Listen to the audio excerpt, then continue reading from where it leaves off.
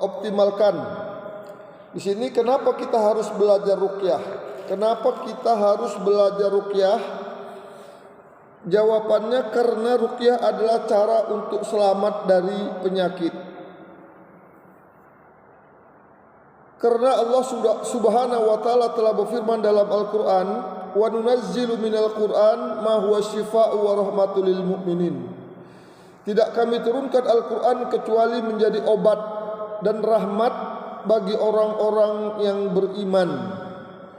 Kalimat syifa dalam Al-Qur'an, wa nunazzilu minal Qur'an ma huwa syifa. Syifa di sini adalah penyakit yang tidak bisa dimedis. Apa penyakit yang tidak bisa dimedis? Apa penyakit yang tak bisa dimedis? Ya, penyakit gaib apa misalnya?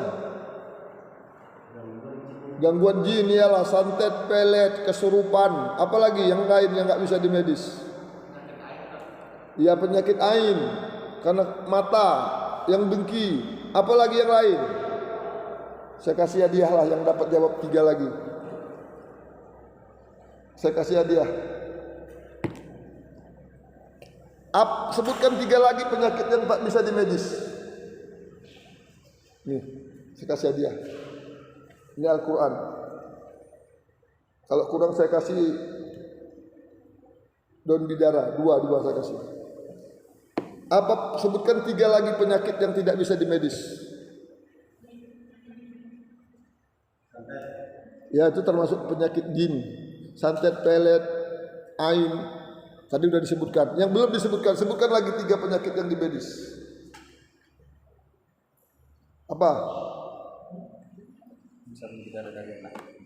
Masya Allah, ditambah lagi ada hadiah sabun bidara.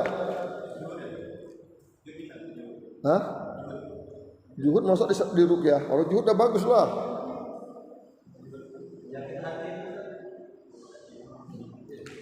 Contohnya pemarah. Pemarah itu nggak ada medisnya. Bawa ke medis, ke dokter orang pemarah, minta resep, nggak ada itu resepnya.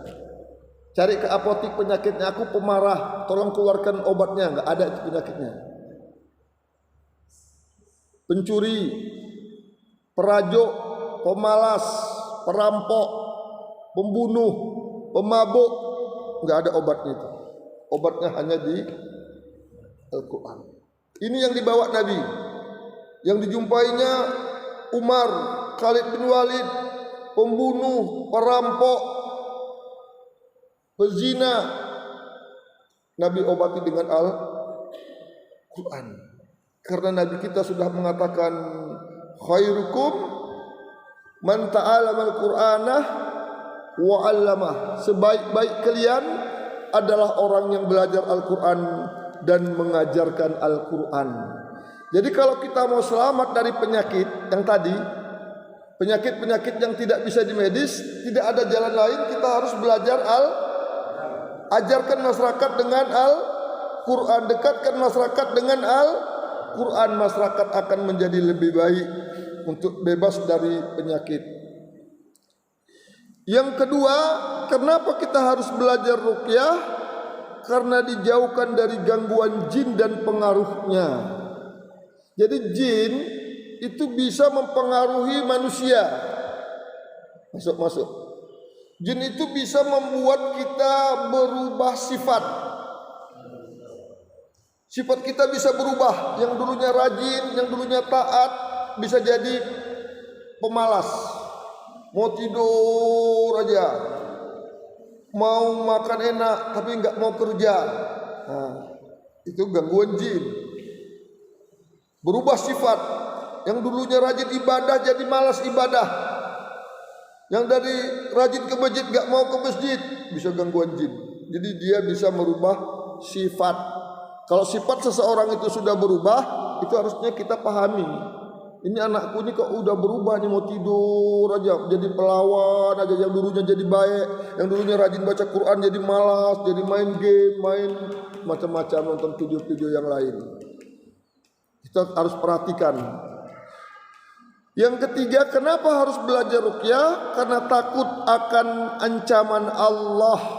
Allah ancam orang-orang yang tidak mau menggunakan Al-Quran sebagai obatnya, dia datangi yang dilarang Allah, yaitu para dukun. Ancaman yang pertama, dalam hadis riwayat Muslim, Nabi mengatakan, barang siapa yang mendatangi dukun dan menanyakan sesuatu kepadanya, tidak akan diterima salatnya 40 hari. Dari Abu Hurairah, dalam hadis riwayat Abu Daud, Nabi mengatakan, man ata arafan au kahinan fasaddaqahu bima yaqul faqad kafara bima unzila ala Muhammad. Barang siapa datang ke dukun, datang ke orang pintar, fasaddaqahu bima yaqul, dia ikuti omongan dukun itu, sesungguhnya dia telah ingkar dengan ajaran yang dibawa Muhammad. Kasih tadi ibu tadi yang baru datang, belum dapat mungkin. Taruhkan aja di sana sebagian, biar yang datang belakangan bisa dapat. Jadi seperti itu. Jadi datang aja sudah dilarang. Datang ke dukun itu kufur.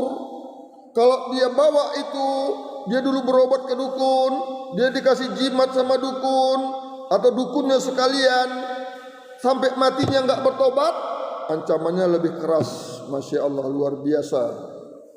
Allah katakan dalam surah An-Nisa ayat 8, ayat 48. Surah An-Nisa ayat 48, Allah katakan, innallaha la yaghfiru ay yushraka bih wa yaghfiru ma duna dzalika liman yasha wa may yusyrik billahi faqad iftara itsman azima. Sesungguhnya Allah tidak mengampuni dosa syirik, orang yang berbuat syirik dengannya, wa yaghfiru ma duna dzalika liman yasha, dan Allah mengampuni dosa selain syirik bagi siapa yang dikehendakinya. Wa may yusyrik billah faqad iftara itsman azima, dan barang siapa berbuat syirik, sungguh-sungguh dia telah melakukan dosa yang sangat besar. Jadi dosa yang sangat besar itu perbuatan syirik. Jadi kalau dibawa ke kubur, Allah tidak akan ampuni. Yang kedua, firman Allah dalam surah Al-Maidah ayat 72. Allah katakan, innahu may yusyrik billah faqad haramallahu alaihil jannah wa ma'wahu nar wa mal zalimina min ansor. Sesungguhnya barang siapa berbuat syirik kepada Allah, sungguh-sungguh Allah haramkan atasnya surga, yang pantas baginya neraka. Wa mal zalimina min ansor, tidak ada penolong bagi orang yang mati berbuat syirik. Jadi tak ada penolong. Mau didoakan 3 hari, 10 hari, 100 hari pun gak ada manfaatnya, karena Allah sudah katakan, wa malizolimina min ansor, tidak ada penolong, penyelamat bagi orang-orang yang melakukan perbuatan syirik. Jadi seperti itu. Tadi surat apa tadi yang sudah saya sebutkan bahayanya tadi? Hah? Jangan nengok buku lah. Nengok buku gak jadi rupanya ada di buku. Ya, gak jadilah ada di buku rupanya. Udah kasihlah. kasih. Jadi itu diingat, itu ancaman dari Allah. Ancaman dari Allah Subhanahu wa taala melarang melakukan perbuatan syirik. Yang ketiga, Allah larang dalam surah Al-An'am ayat 88. Walau asraku lahabito anhum ma kanu ya'malun. Seandainya mereka berbuat syirik, lahabito anhum ma kanu ya'malun, kuhapuskan amal-amal yang telah mereka lakukan. Coba, kita udah sholat, kita udah puasa, kita sudah zakat, kita sudah haji, kita infak, kita lakukan perbuatan syirik, habis semua pahala. Bukan main-main ini. Maka ini penting. Makanya saya bilang ini pengajian penting ini. Harusnya ini di support. Pemerintah yang support ini harusnya. Karena ini masyarakat jadi baik. Anak-anak yang jahat, anak-anak yang nggak bisa diatur, ini diajarin, didengarkan Al-Quran jadi lebih baik. Karena udah dicobakan di beberapa sekolah, anak yang nggak ngerjakan PR, yang malas bangun pagi, yang sering terlambat, yang suka melawan, di ruqyah itu jadi baik. Jadi mau diatur, jadi murah teratur. Nah, karena ini berdoa kepada Allah Subhanahu wa taala dengan membacakan ayat-ayat Al-Quran. Itu tadi bahayanya. Yang terakhir bahayanya, Udah berapa tadi bahaya yang kita terangkan? Pertama, kesalahan yang sangat besar. Kedua, diharamkan atasnya surga. Ketiga, Allah akan menghapus seluruh amal ibadahnya. Berikutnya kita lanjutkan ciri-ciri dukun. Kita cepat aja ini ya, biar kita banyak prakteknya. Ciri-ciri dukun, karena biasanya manusia yang tahu yang gaib itu dari dukun. Dia berbuat syirik itu dari dukun. Maka para ulama mengatakan dukun itu rasulnya setan. Jadi rasul itu ada dua. Ada Rasulullah, utusan Allah. Ada rasul setan, utusan setan. Kalau Rasulullah, dia utusan Allah menyampaikan wahyu. Yang disampaikannya Al-Quran, mengajak orang jadi baik, mengajak orang dekat kepada Allah. Tapi kok rasulnya setan mengajak orang jauh dari Allah? Tadi Allah sudah katakan gak boleh datang ke dukun. Allah katakan tadi, apa tadi katanya? Tidak boleh berbuat syirik. Dukun mengatakan boleh, karena ini menolong orang, karena ini menyelamatkan orang. Nah, itulah dia utusan setan. Allah Subhanahu wa taala telah terangkan dalam surah Al-A'raf ayat 188, "Walau kuntu a'lamul ghaiba lamut" apa nih?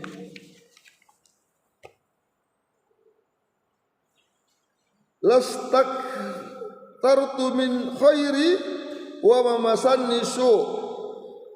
Allah mengatakan, seandainya aku tahu yang gaib, kata Nabi, seandainya aku tahu yang gaib, la astaktartu, aku tidak akan terkena kejahatan. Minal khair, pasti aku lakukan kebaikan. Jadi Nabi sendiri tak tahu yang gaib. Dalam surat Al-An'am ayat 59 Allah katakan, wa indahu mafatihul ghaibi la ya'lamuha illa huwa. Di sisi Allah lah kunci perbendaharaan yang gaib-gaib, tidak ada yang mengetahuinya kecuali Allah. Jadi tidak ada yang tahu yang gaib-gaib. Siapa yang mengatakan tidak ada yang tahu yang gaib-gaib? Siapa yang mengatakan tidak ada yang tahu yang gaib-gaib? Allah. Di mana surat itu tadi? Al-An'am 59, wa indahu mafatihul ghaibi. Di sisi Allah lah kunci perbendaharaan yang gaib-gaib, tidak ada yang mengetahuinya kecuali Allah. Jadi kalau ada orang yang mengetahui yang gaib, berarti dia mengingkari ayat ini. Allah yang mengatakan, wah, dekat lagi pun boleh. Kalau agak dekat lagi, biar lebih bagus dekat-dekat. Kalau belajar ini lebih dekat-dekat lebih bagus. Jadi kunci yang gaib-gaib itu di tangan Allah. Enggak ada yang mengetahui yang gaib-gaib. Siapa yang mengatakan? Allah. Dalam surat apa? Al-An'am 59. Dan ditambah lagi surat An-Naml ayat 56. Apa kata Allah? Qul la ya'lamu man fis samawati wal ardi al-ghaiba illallah. Katakanlah, la ya'lamu, tidak ada yang mengetahui, mampis sama, semua makhluk yang di langit. Semua makhluk yang di langit. Siapa makhluk di langit? Malaikat. Wal ar, dan makhluk di bumi. Siapa makhluk di bumi? Manusia dan jin, setan, iblis. Al-ghaiba ilallah, tidak mengetahui mereka yang gaib-gaib kecuali Allah. Itu Allah yang mengatakan. Mungkin Allah berdusta? Enggak mungkin. Jadi Allah enggak ada yang mengetahui makhluk di langit dan makhluk di bumi. Malaikat pun enggak tahu, jin pun enggak tahu. Kenapa dukun bilang tahu? Nah, ini di tubuhnya ini ada jinnya nih. Jinnya ini sepasang. Dari mana dia tahu? Oh, bisa tuh tahu dukun? Bisa. Karena dia punya jin. Dia punya jin dia kabarkan. Jin sama jin enggak gaib. Yang gaib bagi bangsa jin, yang gaib bagi manusia, tidak gaib bagi bangsa jin. Nah, kita nengok jin gaib. Tapi kalau kita sudah berhubungan dengan jin, memelihara jin, memuja jin, maka jin itu enggak gaib. Kita dapat lihat, oh ini ada ilmunya, ini ilmu kebal, ilmu ini kamu ilmu hilang. Bisa kita tahu, karena jin itu yang kabarkan. Yang disebut kalau ada orang tanpa belajar kena gangguan jin itu namanya indigo. Orang indigo itu bisa melihat jin, bisa. Mungkinkah jin menyakiti manusia? Mungkin. Para sahabat pun banyak yang sakit disebabkan jin. Nabi pun pernah diruqyah seperti itu. Cuma yang meruqyah Nabi, enggak ada lah manusia yang lebih baik dari Nabi, maka diturunkanlah malaikat yang meruqyah Nabi. Yang meruqyahnya malaikat Jibril. Nah, seperti itu. Berikutnya kita lanjutkan halaman berikutnya, tuntunan praktis ruqyah mandiri dan doa-doa ruqyah secara syar'i. Yang pertama tentang pengertian ruqyah. Apa yang dimaksud dengan ruqyah ini? Ruqyah adalah secara istilah itu doa-doa yang dibacakan oleh seseorang untuk mengobati penyakit dan menghilangkan gangguan jin dan sihir. Itu namanya ruqyah. Apa tadi? Berdoa, doa yang dibacakan oleh seseorang untuk mengobati penyakit dan menghilangkan gangguan jin dan sihir dengan menggunakan ayat-ayat Al-Quran dan doa-doa yang bersumber dari hadis-hadis Rasulullah yang dapat dipahami maknanya selama tidak mengandung unsur-unsur syirik. Ini yang disebut dengan ruqyah syar'iyah, ruqyah yang benar. Seperti itu. Jadi ruqyah itu artinya berdoa, membacakan doa-doa. Maka sebelum datang Islam, orang Arab juga sudah beruqyah. Di zaman Nabi Musa juga orang meruqyah, tapi ruqyahnya ruqyah syirkiyah, ruqyah syirik. Jadi ruqyah terbagi dua, satu ruqyah syar'iyah, satu ruqyah syirkiyah. Kalau ruqyah syar'iyah, ruqyah yang disyariatkan yang boleh, yang pertama bersumber dari ayat-ayat Quran, yang kita baca ayat Quran jelas. Yang kedua bersumber dari hadis-hadis Nabi, jelas bacaannya dapat dipahami, nggak ada yang tersembunyi, nggak ada yang umi-umi, yang nggak jelas, semua jelas bacaannya, bisa dengar semua yang hadir. Yang ketiga tidak diharuskan dengan waktu-waktu tertentu. Ini yang bisa disembuhkan kau kalau datang malam Jumat Kliwon, nggak bisa. Nggak ada seperti itu ruqyah. Tidak menggunakan ritual atau amalan tertentu, baik sebelum atau sesudah ruqyah. Tidak diharuskan tempat-tempat tertentu. Tidak perlu nanya nama pasien, siapa namanya, siapa nama bapaknya, nama mamaknya, tanggal lahirnya. Itulah ciri-ciri dukun. Kalau ada yang nanya seperti itu, maka ruqyah syirkiyah ciri-cirinya tidak bersumber dari Al-Quran. Maka dia baca pun pelan itu, nggak jelas maknanya. Dia pakai bahasa Jawa, orang Jawa pun nggak tahu artinya. Dia pakai bahasa Padang, orang Padang pun tak tahu artinya. Dia pakai bahasa Batak, orang Batak pun tak tahu artinya, nggak jelas. Itu ruqyah yang haram dan dapat dibaca seterusnya sampai habis. Yang berikutnya fungsi dan manfaat ruqyah. Fungsi dan manfaat ruqyah. Pertama, fungsinya ruqyah itu untuk penyakit jasad dan fisik. Kalau kita ada sakit tumor, sakit kanker, sakit pinggang, sakit apa yang fisik kita terasa di fisik, silahkan diruqyah, bisa diruqyah. Karena Ibnu Taimiyah mengatakan jadikanlah ruqyah itu jadi alternatif pertama dalam pengobatan kalian. Jadi alternatif pertama, bukan terakhir. Hari ini jadi terakhir. Pertama dia sakit perut, ingatnya entrostop, nggak mempan entrostop, pakai proma nggak sembuh, ke dokter nggak sembuh, cari spesialis nggak sembuh, akupuntur nggak sembuh, ke herbal nggak sembuh, ke dukun, paranormal nggak sembuh, semuanya baru ke ruqyah. Karena saya dapati pasien begitu sepertinya dia. Saya tanya sama Ustadz ini pun seperti itu juga. Kami tadi udah bincang-bincang seperti itu juga. Sudah keliling dia, sudah semua pengobatan sudah kami coba ini Ustadz. Itu dia. Ini salah, harusnya ruqyah itu jadi pertama. Pertama kita ingat Allah, kesembuhan dari Allah. Iyyaka na'budu wa iyyaka nasta'in. Hanya kepada Engkau ya Allah kami menyembah, hanya kepada Engkau kami minta pertolongan. Nah, jadi kalau mau ditolong Allah, sembah Allah. Nah, seperti itu. Jadi kalau ada penyakit jasad ya, ini jasad kita yang rusak, minta sama Allah, pergunakan ruqyah. tangan kita ini nggak bisa bacakan Fatihah. Ya Allah, jadikan bacaan Quranku yang ku baca ini menyembuhkan penyakit tanganku ya Allah. Tanganku udah cengkok ya Allah, nggak bisa diluruskan, mudahkan ya Allah luruskan. Bos, sapu-sapukan, coba, banyak yang berhasil. Tapi serius, jangan satu kali kok nggak berhasil juga, ini ustadznya pembohong. Nggak, sekali. Sekali sakitnya udah 10 tahun. Kalau ke dokter aja orang berobat berapa lama itu kalau udah sakitnya 10 tahun. Disuruh dirawat inap sebulan, mati lagi. Seperti itu. Jadi seperti itu, harus sabar. Jadi ruqyah itu bisa digunakan untuk penyakit fisik. Yang kedua, ruqyah gangguan jin. Kalau gangguan jin itu tidak ada cara lain, alternatif lain untuk pengobatannya kecuali dengan ruqyah. Karena Allah katakan tadi, wa nunazzilu minal Qur'an ma huwa syifa. Tidak kami turunkan Al-Qur'an itu kecuali menyembuhkan penyakit. Penyakit itu penyakit non medis. Yang kalau dia sakit kepala dibawa ke dokter nggak ada penyakitnya, itu gak usah dipaksa dokternya. Kalau dokternya jujur, bagus, maka dibilangin carilah orang tua, cari jalan ustad. Nah, kan begitu kalangan dokter. Tapi kalau dokternya bisnis, itu dimainkannya terus. Ini pakai ini, duit. Ada juga dokter yang tak bagus. Sama juga dengan ustad, ada juga ustad yang tak bagus. Seperti itu.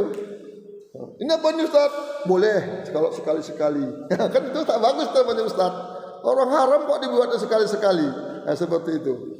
Jadi itu seperti sama dengan dokter ini. Jadi ruqyah itu bisa untuk gangguan jasad dan gangguan jin.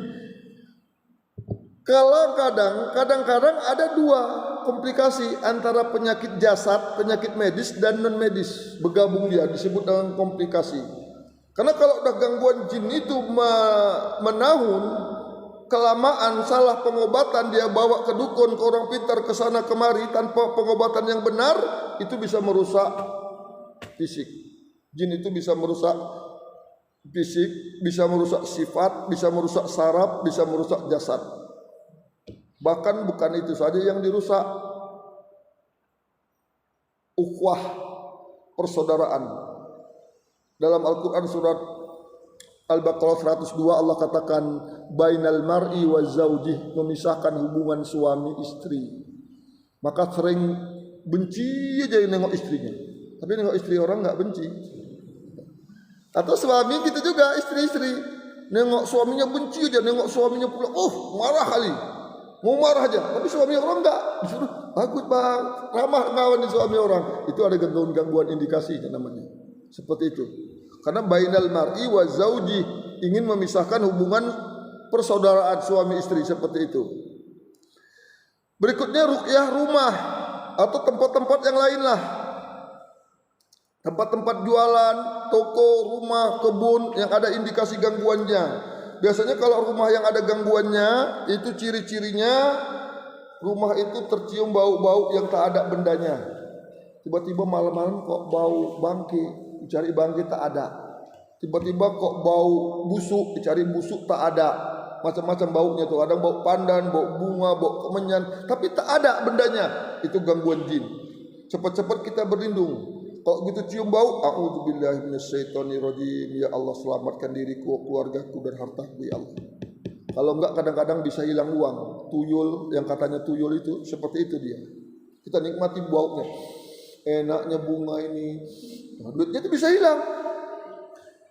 Bisa seperti itu. Maka itu di ruqyah. Bukan ditanya ke dukun, dimasukkan ke botol tuyulnya. Itu enggak betul. Mana bisa tuh dukun masukkan ke botol? Dari mana dia masukkan?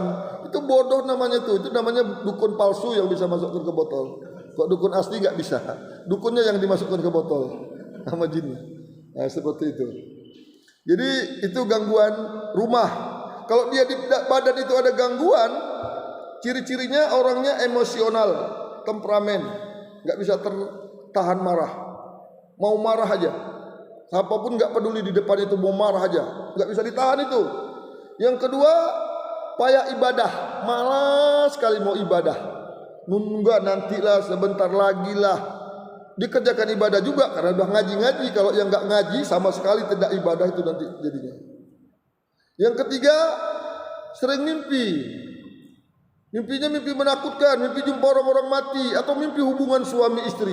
Walaupun sama istrinya sendiri, walaupun sama suaminya sendiri, itu ciri-ciri gangguan.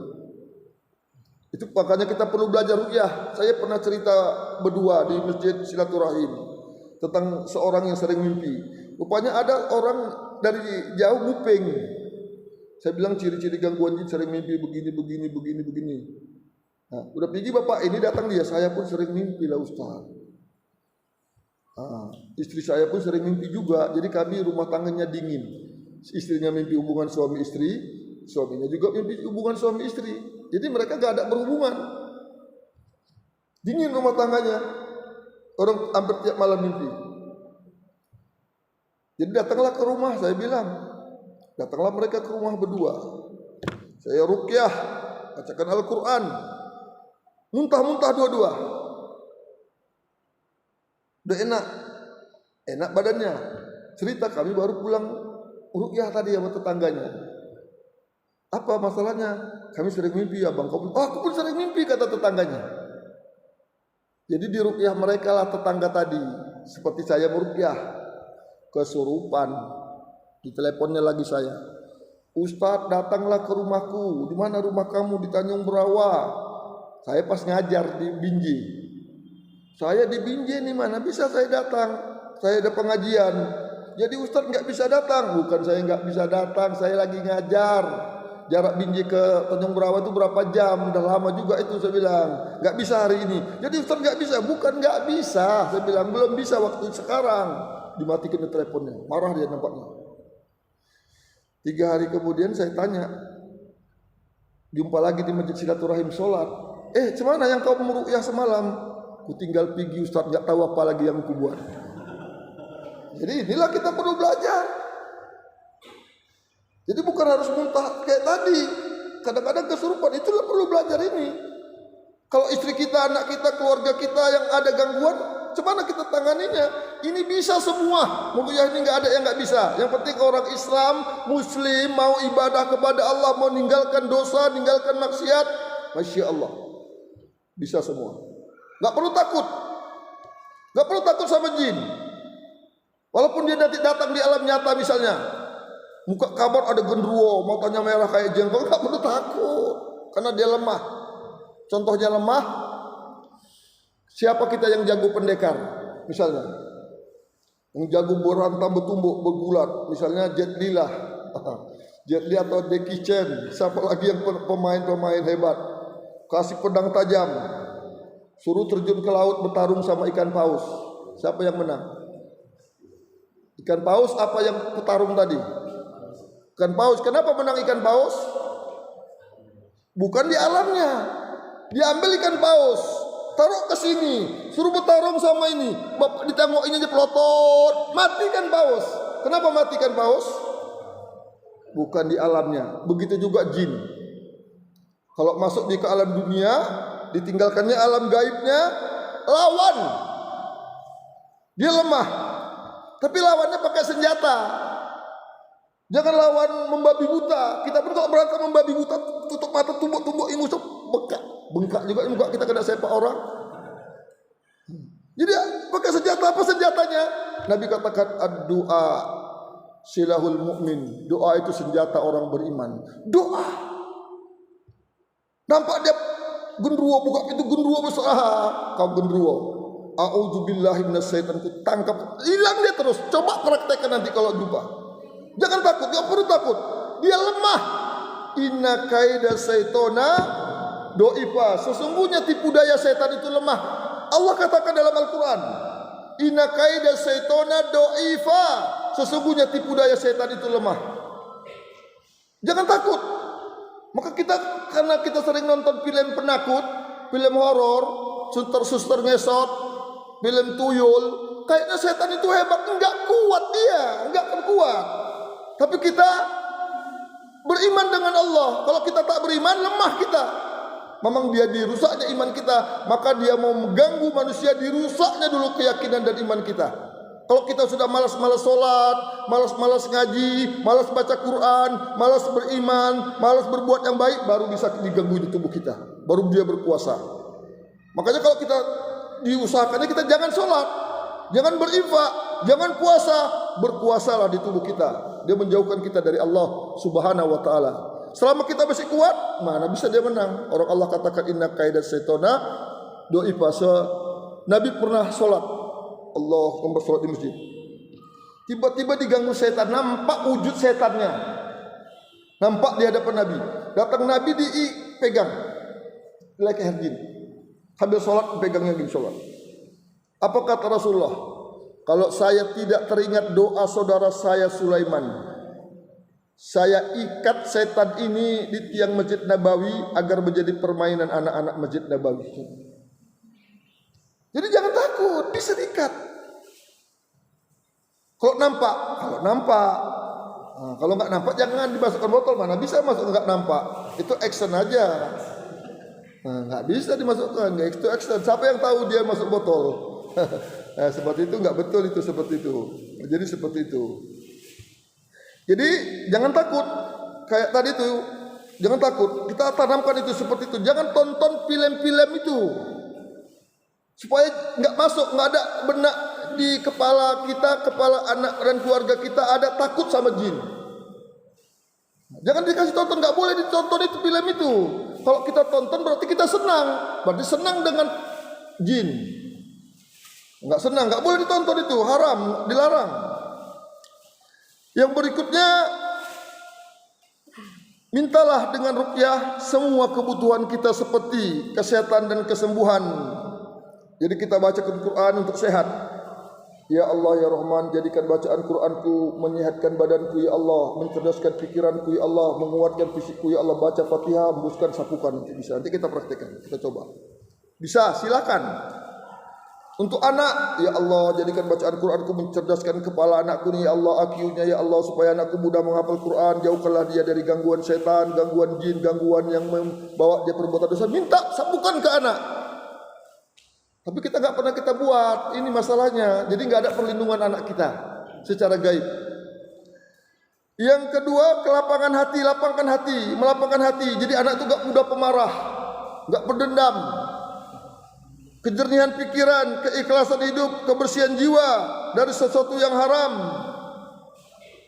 keberkahan umur dan lain sebagainya. Jadi kita minta segala kebutuhan hajat kita dengan ruqyah syar'iyah. Juga yang terakhir, yang keenam ini, ruqyah ain, dari pandangan-pandangan buruk, karena dari pandangan itu bisa menyebabkan orang jadi sakit. Karena ain itu artinya pujian yang enggak disebut nama Allah. Misalnya kita sebutkan ini, ih cantiknya anak ini ya, itu bisa kena, anak itu jadi jelek, jadi sakit, jadi kurus, jadi kerempeng, jadi enggak mau makan, jadi demam. Kalau di kampung-kampung katanya kena plastik. Kenapa dia puji enggak sebutkan nama Allah? Jadi kalau memuji sebutkan Bismillahi tabarakallah, masya Allah tabarakallah. Cantik kalilah anak ini, bagus sekali rumahmu, masya Allah tabarakallah, bagus sekali mobilmu ini, masya Allah tabarakallah. Sebutkan nama Allah, baru aman. Seperti itu. Jadi harus disebut nama Allah. Yang berikutnya, sebab-sebab gangguan jin. Kita sikit lagi. Sebab-sebab gangguan jin. Yang pertama karena belajar. Yang dikatakan belajar ini seperti orang mempelajari ilmu kesaktian, tenaga dalam, isi badan, kebal, dan ilmu-ilmu yang lainnya. Belajar dulu ilmu-ilmu yang ada jinnya, kuda kepang, apa sebagainya. Itu nanti masa tuanya itu akan terganggu. Biasanya jin ganggu itu ketika usia tua. Dia inginkan kita itu matinya su'ul khotimah, mati yang buruk. Lihat dukun dan orang-orang yang berobat ke dukun ketika sakratul maut nanti. Lihat kalau ada teman, pemilik keluarga, jiran tetangga yang ke dukun. Lihat nanti kalau mau mati. Susah. Karena ditutup telinganya. Supaya apa? Ditutup setan, ditutup jin yang kita tuntut itu telinganya. Supaya apa? Supaya gak bisa lagi diajarkan kalimat tauhid Allah, la ilaha illallah, gak bisa dengar. Kedua pandangan, gak nampak lagi dia. Siapa kau katanya? Anaknya pun gak nampak dia, gak tahu lagi dia itu anaknya. Kenapa? Matanya sudah tutup oleh jin itu. Yang diinginkan jin itu dia su'ul khotimah, mati yang buruk. Mati dalam keburukan itulah yang diinginkan jin, sehingga kita ditolongnya ketika hidup jadi orang kebal, jadi persugihan, jadi orang semua tunduk kepada kita, ditumbuk tercampak orangnya. Yang diinginkan kita jadi orang yang masuk ke dalam neraka. Matinya su'ul khotimah. Juga yang dikatakan belajar ini adalah pegangan. Pegangan ini memegang benda-benda yang ada jinnya. Pakai keris, pakai cincin, tapi ada jin. Masuk ke dukun dulu cincinnya tadi diisi. Jadi kalau nokok aja gini udah jendol kayaknya. Nokoknya dari jauh aja udah jendol kepala orang itu. Itu dia. Itu namanya cincin sakti. Nah, ditengok wanita itu langsung wanita itu tunduk karena dia pakai cincin itu. Bisa seperti itu, bisa. Nah, seperti itu. Misalnya memegang keris, megang tombak, megang jimat, apa yang lainnya, rajah-rajah, itu tulisan-tulisan yang ada tulisan Arab ditempel di dinding, ditaruh di kain, digelang-gelangkan di anak-anak yang baru lahir, itu termasuk jimat. Itu harus dibersihkan. Nanti kalau ada jimatnya, kalau masih ada sekarang ditaruh di sini.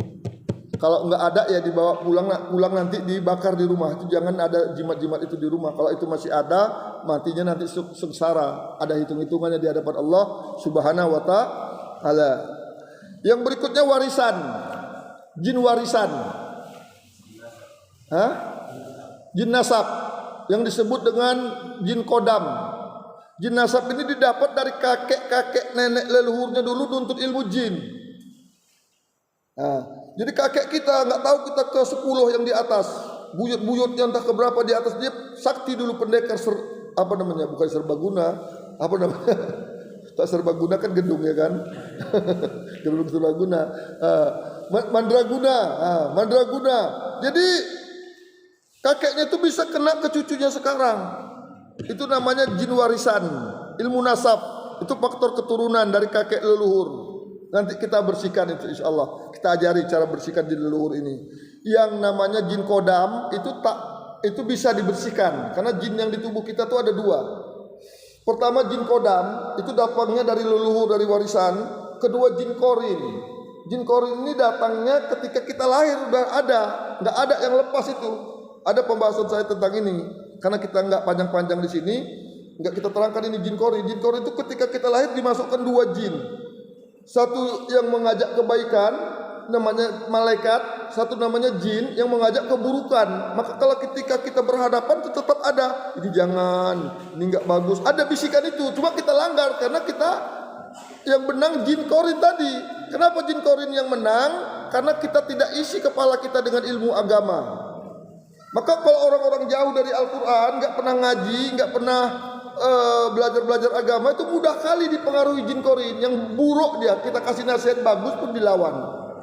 Tapi kalau dia rajin ngaji, tahu ada ilmu agama, dari kecil diajar ilmu agama, yang kalah jin korin. Maka dia mudah mencuri, nggak mau dia. Ada bisikan kejahatan dia lawan, bisa dia lawan. Karena jin korin nggak bisa dibersihkan, cuma bisa dilemahkan. Nah seperti itu.